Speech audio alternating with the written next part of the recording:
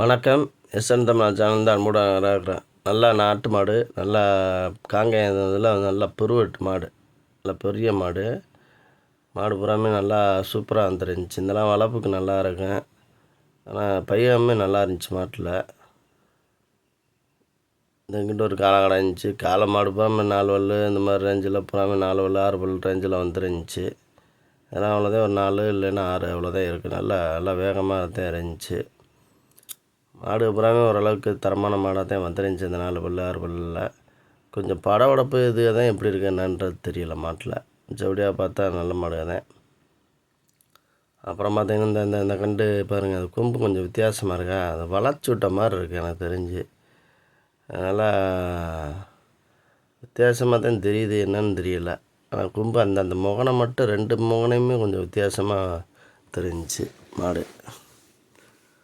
இதெல்லாம் பாருங்கள், நல்ல வளர்ப்பு நாட்டு மாடு, சரியான வளர்ப்பு. அது பூரா கிடக்கு பாருங்க, நாட்டு மாடு எம்பிட்டு மாடு கிடக்கு பாருங்க. இதெல்லாம் பாருங்கள், நல்லா சூப்பராக இருக்குது. நல்லா தலை செட்டு சூப்பராக இருந்துச்சு.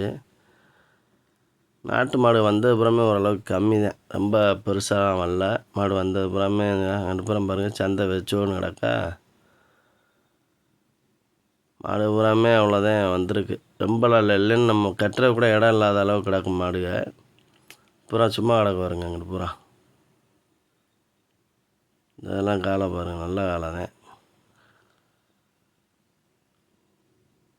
இது பெருவெட்டு இருக்குது. நல்லா கொஞ்சம் கொம்படி மட்டும் பத்தாமல் போச்சு இந்த மாட்டில். நல்லா உயர்ந்தாரம் நல்லா இதாக இருந்துச்சு.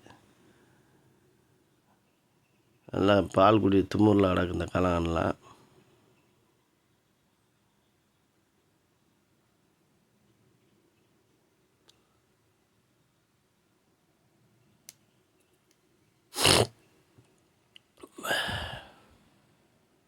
அதெல்லாம் பூரா அதுக்கெல்லாம் கண்ணில் ஏதோ காயம் மாதிரி இருக்குது வருங்க, பருவாக இருக்கும்னு நினைக்கிறேன். மாடு பூராமே மாடு கண்டு பூராமே வாரம் சந்தைக்கு வரத்தான் செய்யுது. ஆனால் விலைவாசிகள் கொஞ்சம் கூடுதல்.